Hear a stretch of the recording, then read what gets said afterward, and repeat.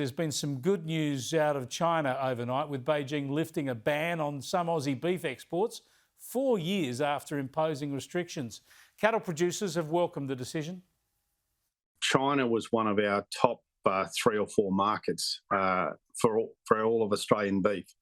And given that we export now somewhere close to 70 to 75% of all the beef cattle that we produce in this country, it's a really critical market.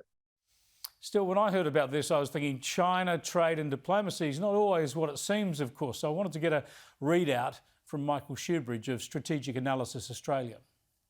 Chris, it is good news to have 5 of our meat producers able to sell their meat in China, but 3 meatworks still can't do that.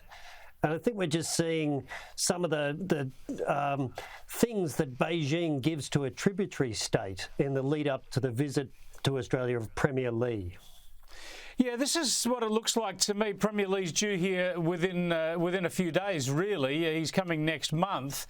And, of course, China giving us a little bit of good news to smooth the waters. I'm worried we're being played off a break because we've seen all these economic sanctions against Australia, all that tough rhetoric directed against Australia, and it's almost as if they're trying to keep us in check. When we're a little soft on China or when they want to sort of give us some encouragement, they throw us a bone, whereas none of these things should have been imposed on Australia in the first place, and they all ought to go right now. Yes, so this is like rose petals being strewn before Premier Li's feet so that he has a happy visit. But another way of looking at it is more like what you're talking about. China was beating us up with a stick by not letting us sell products their consumers wanted. Now they're only beating us with a slightly smaller stick, and we're meant to be really grateful. And the problem I have is our government probably is going to fall over themselves in gratitude. Yeah, well, this is the thing. Are we being rewarded for being soft already? We know that Anthony Albanese was particularly weak, for instance, in response to that sonar attack on Australian Navy divers. Are we being rewarded now for being slightly more compliant? Yes, we're being rewarded for pretending we have a stable relationship with China, when everything about the security side of the relationship between Australia and China is dangerous and unstable. So every time that the Prime Minister or the Defence Minister or the Trade Minister or Foreign Minister Wong say they've stabilised the relationship, that's a win for Beijing, because Beijing knows when it deals with our military, it's at risk of the Chinese military killing people in our helicopters, our ships and our aircraft. That's not a stable relationship.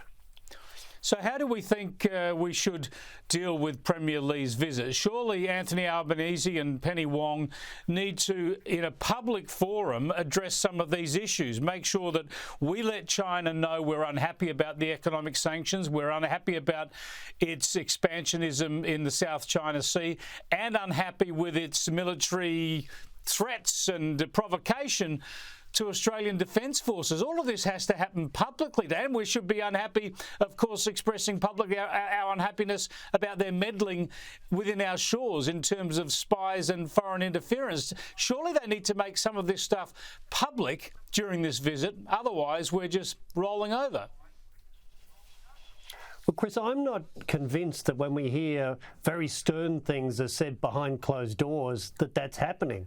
I think anyone who believes Anthony Albanese raised that dangerous sonar incident last November with Xi Jinping must be his mum. Nobody else believes he raised it directly.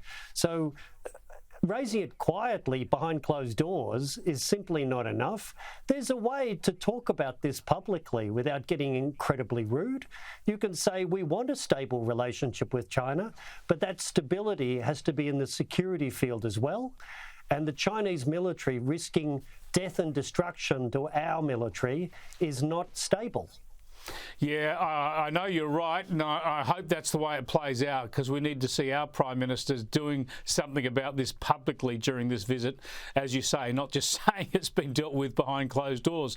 Now, Kim Beazley came out, as did Paul Dibb during the week, saying that Australia is in no position to defend itself right now against an invading force. Let's say hypothetically against China, we would rely on the US to help us out. This hasn't always been the case. Now, I'm guessing you will agree with their assessment. What I want to know is what we can do in the near term to overturn that situation. What do we need to do first to be able to defend ourselves?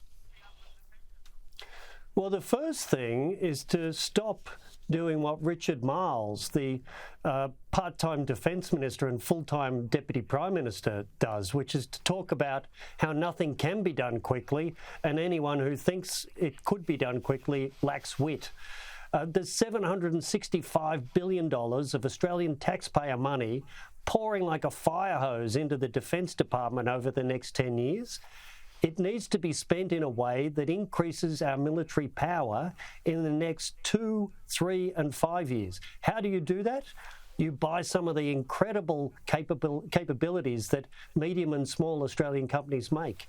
Long-range armed and unarmed underwater vessels, missiles, counter-drone systems, all the things these fantastic medium and small Australian companies are selling to other militaries, but our military refuses to buy. Extraordinary, yeah, and drones are among that. Thanks so much for joining us, Michael. I appreciate your insights. Thanks, Chris. Great to talk with you.